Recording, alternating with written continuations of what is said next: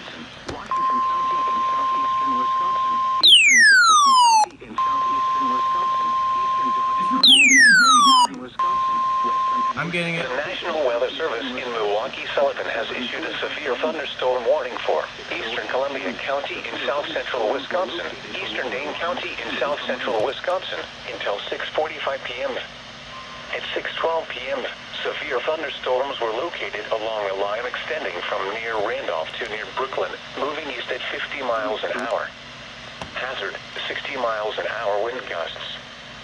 Source, radar indicated. Impact, expects damage to roofs, siding, and trees.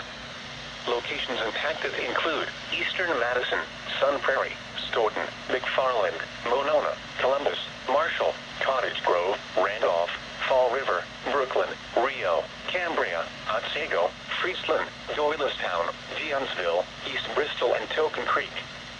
For your protection, move to an interior room on the lowest floor of a building.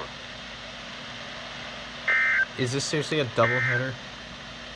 Dodge. The National